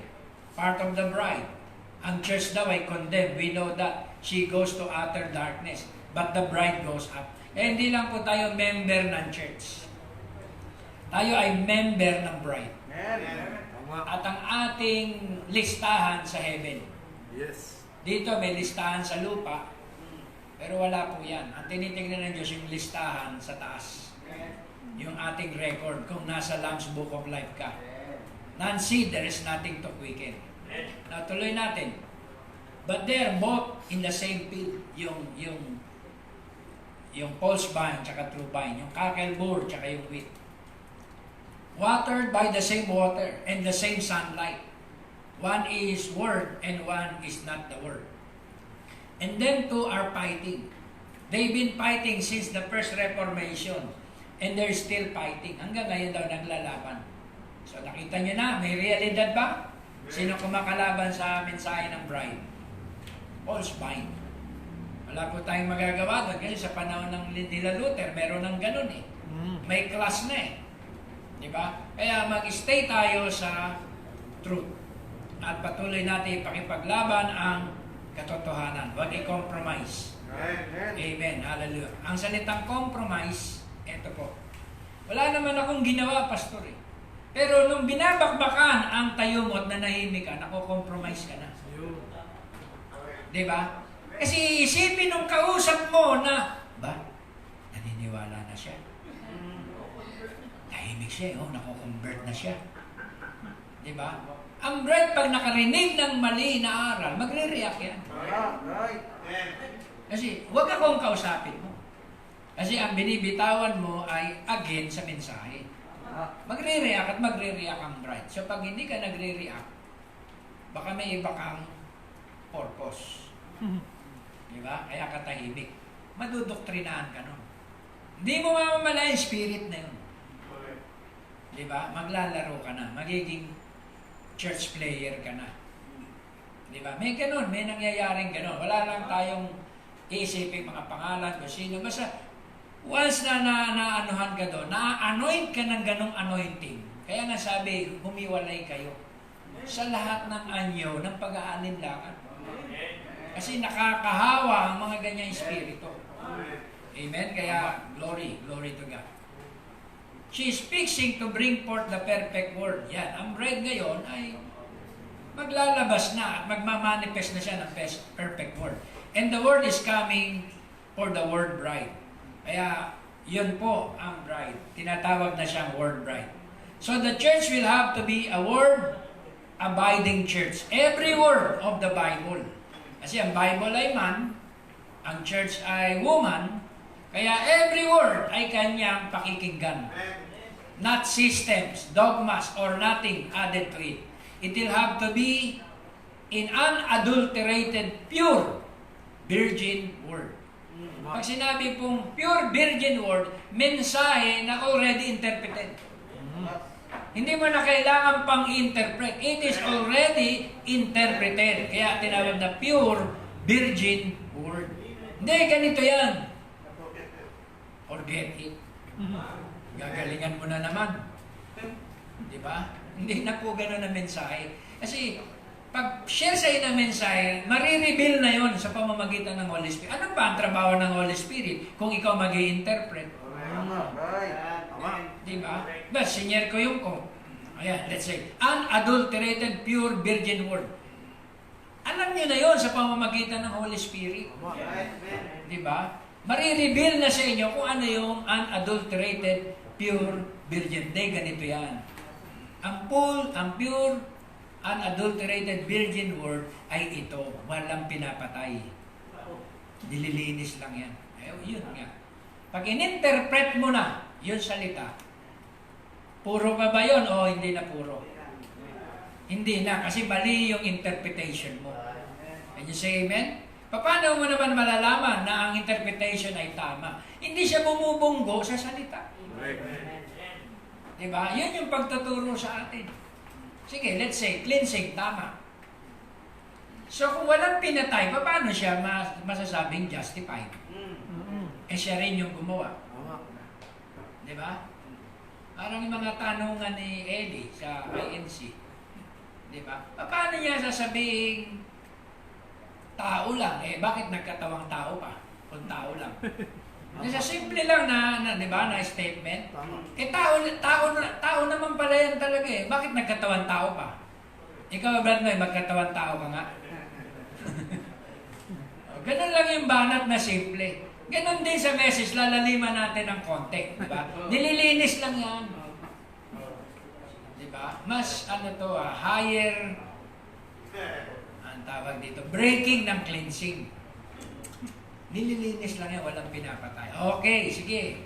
Granting. Kung nililinis, paano mo may apply yung word na as though you never done it in the first place? Lilitaw, ikaw pa din yung gumawa. Nilinis ka lang, minodified ka lang. Kinultured ka lang, di ba? In-educate ka lang. Lilitaw sa record. Eh, ikaw pa rin yun. Di ba? Kaya yung, di ba, kung may record ka sa NBA, kahit anong pagpapalit ng mukha mo, andun pa rin yung tinatawag na record mo, kung yan ay anong kaso yan. Mabubungkal pa rin yan, kahit iba-iba pangalan gawin mo, yung pagmumukha mo, yun pa din. Ang re-register doon. Yung thumb mark mo, yun pa rin. Sabihin mo, James Van ang pangalan mo ngayon. Diba, nung ginawa mo yung krimen, ganun pa rin yun. Mga kabayan, hindi ka makakapagtago sa batas. Lalo sa salita ng Diyos, hindi ka makakapagtago. Diba? O, paano mo hamunin ngayon yung salita ng Diyos? Yung mga totoong ministro. Diba? Kaya, glory. No? Biyaya lang ng Diyos, mga kapatid. Wala po tayong ipagmamapuri. Tayo ay na-preserve dahil sa mensahe. Hindi dahil sa ating sarili. Lapit na. He gave Noah alone. He gave Moses alone. He alone had the word, through others prophesied. Bakit laging alone ang bibigay niya ng mensahe? Hindi marami. Kasi pag marami, pwede silang magkaroon ng two thoughts. Nagets nyo? Pwede sila magkaroon ng three thoughts. Hindi, fivefold ministry yan. Ayan, nasa fivefold ministry ng tayo. Ano ang kalagayan ng fivefold ministry? Pantay-pantay yan na leader sa church. Wala na, nasira na. Lahat yun headship. So, ang mangyayaring headship ng member, 5. Hindi na solid na one headship. Na nagigets nyo, mga kapatid. So, pag mali ang interpretasyon mo sa mensahe, there's something wrong. Fivefold ministry, sa katawan ni Kristo, iisa lang yan. Pantay-pantay lang sa katawan. Pagdating sa lokal, meron pa rin dyan tinatawag ng leader sa 5 na yan. Can you say amen? Pero sa paningin ng Diyos, sa pangkalahatan, pare-pares lang yan na special gift sa Diyos. Nakukuha niya, mga kapatid. Pero para ma-order ang 5 kaloob na ito, naglagay siya dyan ng pastor sa lokal na mga nasiwa. Para ma-guide niya yung other 4 ministry. Exactly. Na hindi sila magpataasan. Pag naglaban ng evangelist at teacher, sino aawat? Sa tingin mo, sino aawat? Pastor, o yan, mga worker mo, nagbabakbaka na, si prophet, at saka si teacher, si great teacher. Hindi mo maaawat yan. Magpapataasan ng ano yan, paliwanag. So, sino magme-mediate na tao na ginamit ng Diyos? So, di pastor. Buti na lang, nandito ka sa sharing, pastor. Kundi, nagbatuhan na ng baso yan. Magpupukulan na ng baso dahil sa debate. Diba? Kaya, lagi ang Diyos nagpapadala ng tinatawag na leader. God always uses a man para hindi maruin yung tinatawag na katawan. Alone, kaya alone. Diba? Hindi niya pinadala ang marami. Now, kaya sa time ni Paul, nag-prophesy si Agabus, andyan si Paul, meron pa rin isang sovereign doon sa mga gift na yon. Si Paul pa rin. Na kahit sinabi ni Agabus, ang may-ari ng balabal na ito, igagapos, itatali sa Jerusalem. Binawi yung tali. Tinali ni Paul sa leeg niya. Hindi lang siya dyan igagapos, dyan siya bibitayin at bibigtiin. So, mas sovereign yung revelation ni Paul. That's right. Kaya sa age na ito, kahit maraming mga ginagamit na mga man of God ministro, may isa pa rin ginamit. Yun ay si William Marion. Diba? Doon lang tayo lahat sumahod. Diba? Kaya pag sinasabi, hindi, 7-6, ganito yan. Hindi, may nauna sa'yo dyan. Yun yung father of faith natin dito sa mensahe. Kasi amen, kaya yun, laging isa ang pinadadala niya. Ang Diyos walang ibang gagawin, kundi ihayag niya ang kanyang mga lihim na bagay sa kanyang aliping propeta. Revelation 10:7, diba, sa tinig ng ikapitong anghel, kapag ang mensahe umihip, ang buong hiwaga ng Diyos ay mahayag. Kaya mo lang nalaman niya 7 seals and 7 just ages dahil may prophet. Diba? Huwag mo akong pagmalakihan na direct revelation yan sa'yo. May prophet. Diba? Kaya tayo naliwanagan. Amen. Can you say amen? Dahil yan, ang mensahe niyan, who then will have the power of infallibility. Kanino? Saan? Sino mga propeta ang sinabihan na mayroong power of infallibility? Hindi po yan sinabi kay Moses. Hindi yan sinabi kay Jeremiah. Di ba? Kanino sinabi yan? Sa lahat ng prophet of all ages, kanino sinabi yan na may ministry yan ng power of infallibility? Wala. Dito lang sa end time prophet. Amen. Who then will have the power of infallibility which is to be restored in the last age? For this last age is going to go back. Kasi ang muling kapanahonan na to ay muling ibabalik ang manifestasyon ng purong salitang nobya. Yes. That means we will have the word once again. Minsan pa, as it was perfectly given and perfectly understood in the days of Paul. Say amen? The same. It will be a prophet as thoroughly vindicated. Kaya, pag may respeto ka doon, mga kapatid, nire-respeto ka ng Diyos. Kasi nirespeto niya ang taong yun. Can you say amen? Nirespeto ng Diyos, mga kapatid, ang taong yun. One time, yung asawa niya, nawala ng respeto sa kanya. Dinabugan siya. Nagkaroon ng breast cancer si Meda. Tama? Meda, right? Bakit? Kahit anong prayer, hindi gumagaling. Bakit? Kasi dinisrespect niya yung prophet. Prophet ko yan, wag mong gaganyanin. Di ba? Asawa ka lang yan. Yan ay, yan ay aliping kong lingkod. Malibang magmakaawa, di ba? Umiyak si Brother Branham sa Panginoon na, Lord, patawarin mo na po yan, innocent siya. Hindi gumaling si Meda, kundi dahil lang sa prophet, sa kanyang prayer. Can you say amen? Kaya mahirap, mga kapatid, na salingin yung pinahiran. Naniniwala po ako. Amen. Dito po sa aming lugar, hindi ko nililift up sarili ko o yung pagkatao ko. Nililift up ko yung ministry. Lahat po ng sumaling dyan sa amin, tigok na. Hindi po pinatatagal eh. May mga nagpupukpok pa na rin. Sasakyan nyo, alisin nyo rito. Bangnok, gising. Bakit po? Ano po ba yun? Eh bakit po bato pa ang gagamitin nyo? Pwede niyo naman sabihin. Patay yun, mga 1 week lang yun. Marami doon, marami. Lahat ng nagsisiga-sigaan doon. Tigok talaga eh. Pinakauli yung dinaanan ako ng sasakyan. Tinatabi ko yung motor na maliit. Binilisan pa. Sabi ko, bihirang tao. Patay na rin pala, nagulat ako. Meron naman, pasok pa sa bahay. Uy, yung tubig nyo, ganun, tumatagas nun. Hali kayo. Ito yung bahay nyo, ito yung sinasabi tumatagas. Saan galing yung tubig dyan na sinasabi yung inodoro? Wala. Ang inodoro namin dito. Kamot ulo siya. Ilang linggo, patay, atake. Lakas pa ng loob eh, pasok pa ron, ganun. Hindi sa amin yan. Somewhere yan dyan sa lugar na yan. Kasi yung pader namin, ginamit nyo. May mga ganong klaseng tao. No, na parang ang Panginoon ay ayaw niya may ganon. Diba? Kaya, ang dami mga kapatid, siguro 5 na yun. Hindi lang 5. Kaya, wala na po doon mga kapatid na siga-sigaan sa amin. Yung mga iba doon na tunay na mga siga, mababait naman. Mababait. Kaya purihin ang ating Panginoon na kung ikaw ay inosente ka, wala ka namang ginagawang na pang-argabyado sa kapwa, ang Panginoon ang siya magbibigay sa iyo ng justice. Can you say amen? Maging sa mensahe, meron nga ministro, hinamon-hamon para ako eh. Debate tayo, ganun. Mag-iingat ka, baka masumpungan kang sumisipa sa pader. Diba? Mga ilang weeks, 2 weeks, 3 weeks, ayun. Sumalpok sa sasakyan. Bali yung buto dito. Nagpa-opera, nagpa-2 opera yun.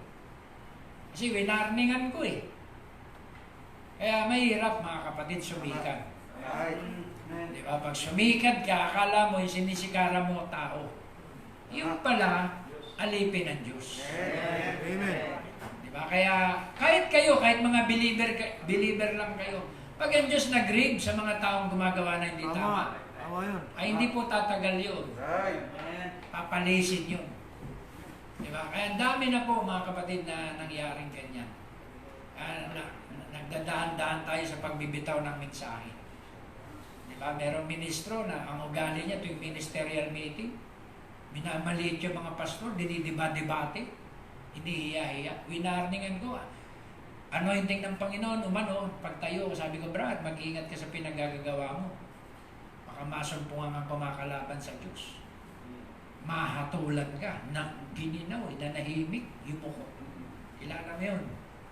Yun, nagka-cancer. Ewan ko kung patay na ngayon. Kaya, grabe, mga kapatid, mahirap. Kaya, ang bride ay humble. Amen. Diba? Hindi po natin sinasabi, may power kami, may makapangyarihan kami. No, wala kami. Wala kaming kwenta. We are nothing. That's right. Pero, kapag, diba, yung presensya ng Diyos ay nasaling nila, hindi na po tayo, mga kapatid, ang ginawa nila ng gano'n. Amen. Diyos na yung ginawa nila ng gano'n. Can you say amen? Hallelujah. Kasi I will be with you. Hallelujah. Diba? All the days of your life. Promise yun kay Joshua. Sino ba ang tumatayong Joshua? Amen. Ang bride. Yes.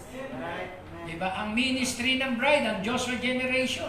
Sasama siya sa atin at kakasi siya. His signs and wonders as Jesus' last commandment was to do in Mark 16. And now we find that she has took God's little faithful group and organized them together just exactly the way she did herself. And has got them standing straight, denying the power thereof, denying the Holy Spirit. O ano po nangyari? Kung gano'n ang gagawin. The power of the Holy Spirit to raise the dead and heal the sick and cast out devils. And now the Palestine is upon thee. And what you going to do now is straight. Kaya yun po mga kapatid, mayroong kontra, may kakalaban sa salita, pero ang Diyos tatayo siya sa kanyang nobya. Say amen? Now, malapit na.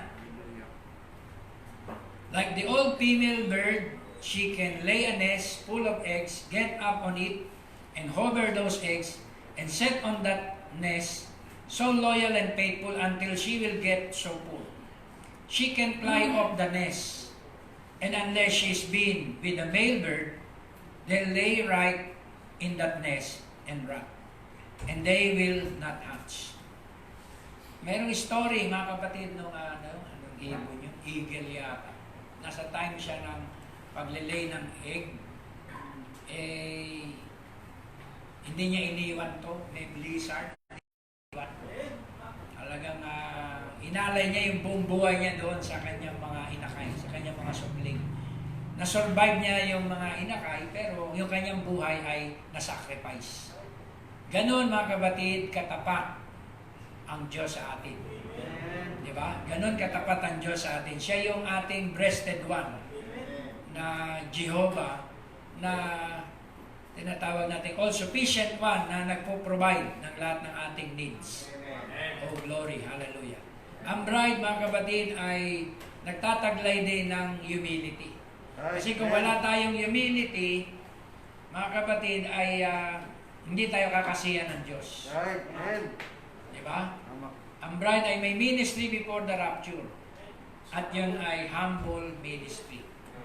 Hindi po magmi-ministry ka, buong mundo, pinapaalam mo na may ministry ka, hindi po humble na siya kasi buong mundo eh. Naka-ads lahat, media, coverage, lahat. Napakasikat mo, masikat ka pa kay Kristo nun. Si Kristo nagmi-ministry, hindi kilala ng mga Pariseo at Sadduceo kung sino si Kristo. Isipin mo yun, no? Sa time niya, yung 3.5 years, sabi ng mga Pariseo, sino ba si Kristo? Sabi ni Judas, ako, kilala ko. Diba? Ititip ko sa inyo, ang lagay, walang problema sa lagay. Magkano? In Russian, 30 pieces of silver. Sige. Yung halikan ko, yun si Kristo. Kasi ordinary lang ang look niya eh. Kapares lang ng mga Hudyo lang eh. Hindi nila ma-identify kung sino si Kristo. So itong kasimplihan na mensahe, hindi ma-identify, hindi kilala to. Right.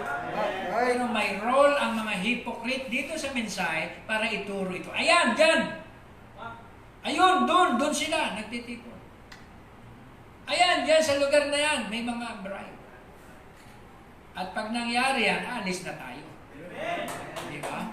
Magtuturo sila para i-persecute ang bride. At hindi na po aabot sa ganon, there will be a rapture. Kasi merong magaganap na pag-agaw. Kaya hindi po niloob ng Diyos na maging popular ang ministry. Maging simple lang. Di ba? Maging sa local church, wala nagbo-view. Konti-konti lang sumisilip. Ang dami po nating messages sa YouTube pala. I-review ko. Kaya lang, konti lang ang mga views, no? Bada rin 900, 200. Pero tingnan mo yung mga great ministry. Thousands yung mga viewer. Oo, di ba? Libo-libo yung kanilang mga views. Pero yung simpleng ministry, the seventh seal, tingnan mo, konti lang yung sumisilip. Kasi hindi interested sa kanila yung subject. Half hour silence, 7 thunders. Konti lang yung nag-movie doon. Sinadya ng Diyos na maging ganun yun. Kasi ang hiwaga, hindi for the public. Right. Kahit nilagay na natin dyan, di ba, sa YouTube. Kaya, kung malalagay natin yung mga message natin sa church, mailagay natin sa YouTube, para kung gusto nyong reviewin, di ba, pwede kayo, i-click nyo, search nyo lang yung keyword. Kagaya ngayon, identified, anong title natin? Identification, di ba? With Christ. So, madali mo marireview. Ano ba yung mga binitawan ni Pastor Lord? Di ba? Ano bang mga quotes yun? So, yun po mga kapatid. Sa ganung paraan, mabibisi tayo. Amen. Hindi magiging idle ang ating time. May time tayo para mag-search, mag-aral. Okay, sa Isaiah 61:10, ang bride ay covered ng righteousness. Although saved na tayo sa garments of salvation, He hath covered me with a robe of righteousness, as a bridegroom decketh himself with ornaments, and as a bride adorneth herself with her jewels. Kaya, ang bride, mga kapatid, ay covered yan ng righteousness. Kasi pag meron kang righteousness, anumang mga palaso, anumang atake sa'yo, condemnation ng kaaway, hindi po tatama. Kasi meron kang protection. Yung sinisiraan mong tao, matuwid pa sa'yo. Righteousness niya yun. Tumatayo yan sa salita eh. Diba? Kaya anumang pambabakbak ng tao, hindi uubra. Kapag ikaw ay merong righteousness. Diba? Ang bride ay righteous. Kaya siya rin, mga kapatid, ay binigyan ng Diyos ng tinatawag na dangal. Pinaupo siya sa tabi ng Panginoon. Saan uupo ang wife? Di sa tabi ng ng husband, sa tabi ng king. Glory, hallelujah. So, yan po ang ilang mga bagay na mahalaga, di ba, na kung saan ay taglay-taglay ng bride, na identify tayo. Tingnan mo, meekness, temperance, ito po ang fruits of the Spirit na character talaga ng bride. The fruit of the Spirit is joy, peace, long-suffering, gentleness, goodness, faith. Makikita mo lahat yan sa bride. Meekness, temperance. Against such, there is no law. Kaya nga sabi ng message, we will inherit the earth. The meek shall inherit the earth. Kasi ang meek ay ang bride. Right. Can you say amen? Ang proud, hindi niya mamanahin ng lupa. Ang mamanahin niya, impyerno. Amen. Ang meek ang magmamana ng lupa. Bakit mga kapatid? Kasi sila ang may harmony. Di ba? Yung tupa, yung tinatawag ng mga usa, mga meek animal, sila magmamana ng lupa kasi pinipreserve nila yung lupa. Di ba? May harmony sila. Yung, alam niyo, yung pagkain nila ng mga damo, di ba? Ang purpose ng para tabasin yun, itrim yun. Para tumubo ng magagandang damo. May harmony silang dalawa. Di ba? Sino yung mga maninira ng lupa? Yung mga scavenger na hayop. Maninira ng lupa yun. Di ba? Kaya, the meek will inherit the earth. At ang meek ay ang bride. Sila ang may harmony.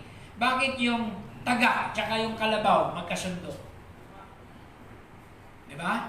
Pansin niya sa bukid? Minsan, dinodomihan na ng tagak yung kalabaw sa ulo, sa sungay. Okay lang yung kalabaw. Saya-saya niya. Compatible sila eh. Napansin ko, mga kapatid, sa kanilang dalawa, nagpaparehas na yung amoy nila. Diba? Kasi may harmony na sila eh. Diba? Yung nature nila nagpaparehas na. Ganon din po, mga kapatid, ang mensahe. Diba? Yung dove tsaka lamb, may fellowship. Saan bumaba yung dove, yung Holy Spirit? Di dun sa lamb. Jordan River, di ba? Kasi may harmony sila. Kaya never na ang dove dadapo sa tinatawag nating wolf. Hindi po. Hindi makakatanggap ng baptism ng Holy Spirit ang wolf. Mabubugaw ang kalapati. Kaya purihin ang ating Panginoon. I hope naintindihan niyo to. Kaya yan ang reason kung ikaw ay bride, pananahanan ka ng Espiritu. Amen. Kasi pinreserve mo yung body mo na temple of God. Diba? Sinikap mo, huwag uminom, huwag manigarilyo, linisin mo ang temple mo. Kasi you are the temple of God. At ang Spirit of God nagdadwell sa'yo. Kaya i-preserve mo yung sarili mo, yung physical realm mo, spiritual realm mo, na magkaroon ng harmony yung Spirit sa'yo. Pero kung medyo sisimple ka, gagawa ka ng mga hindi ka aya-aya sa Panginoon, hindi bababa yung dam. Ang bababa doon, espiritu ng kalasingan, espiritu ng kayabangan, espiritu ng kamunduhan, yun ang magdodwell sa iyo. Nakuha nyo mga kapatid, kaya may harmony ang tinatawag na meek and humble. Diba? Kaya yun po mga kapatid ang nagkakasundo. Glory to God, yan po yung mga identification na ilan ng mga believer. At sa ating closing, ang ating identification ay si Christ dahil namatay na yung tayo. Yung ating lumang pagkatao ay namatay na, hindi na tayo nabubuhay sa ating sarili, kundi si Kristo na tumatahan sa atin. So God bless you all at naintindihan natin itong ating munting paksa. Tayo po ay dumalangin sa Panginoon, tumayo, at maaari tayo umawit ng isang awit. Glory. At may prayer request din dito. Pag-pray natin, bigyan natin daan yung second box. Meron na ba? Andiyan na sila. Anak ni Sister Maricel, pag-pray natin. John Angelo, anong nangyari? Complete healing sa lagnat. Lagnat at pumuli dyan, ang ilog. So, ganun din itong swab test ni Brad JM. Si Brad JM, yung nasa abroad. Pray natin. Kapukaw. So, wala na. Pauwi siya. Hindi na, Pastor. Sige. So, awit tayo. Sa awit.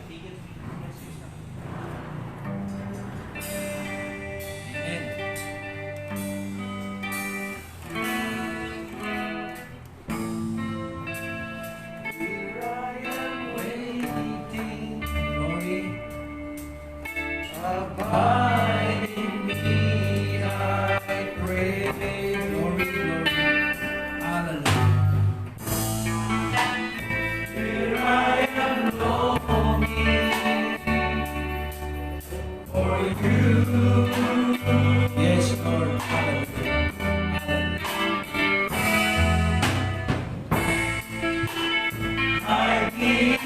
your love.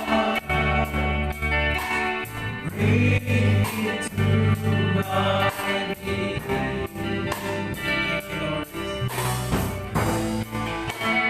May I know Jesus more and more. Hallelujah.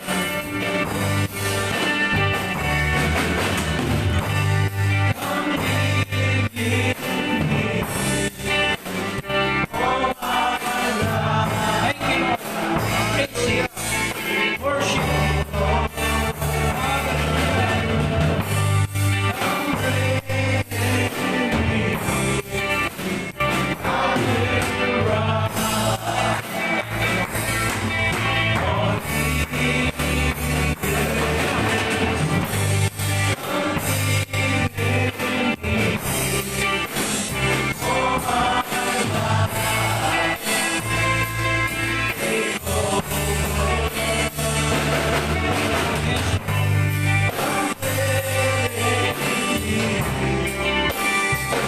Glory. Hallelujah.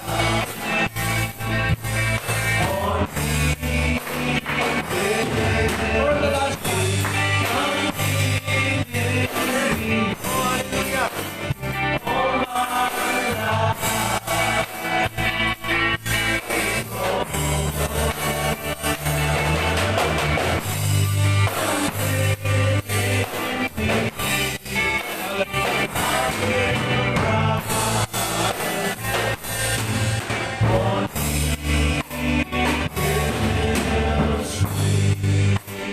pray. Hallelujah. Amen.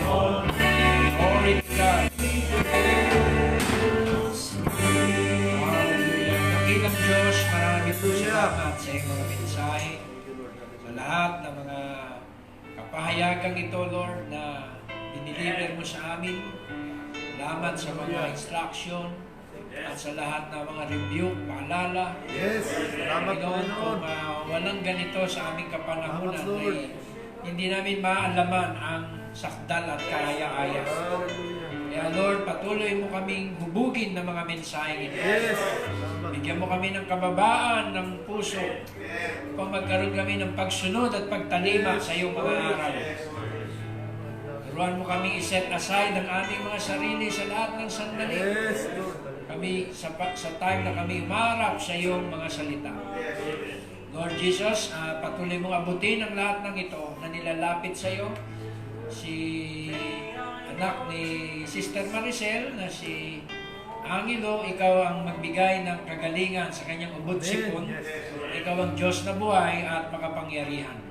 Kaya sa iyong pangalan, kiniklaim namin ito in Jesus' Yes, name. Lord. Ganun din, mag-negative ang swab test ni JM at makauwi siya sa kanyang sambahayan, sa kanyang pamilya. Salamat, Lord, sa mga mensaheng ito at samahan mo kami sa aming pansamantalang pag-iwalay. Hallelujah, at patuloy mo kaming kasihan sa mga susunod na gawain. In the name of Jesus Christ, we pray. Amen. Amen. Hallelujah. Come live in me, sing this song. Hallelujah. Lord.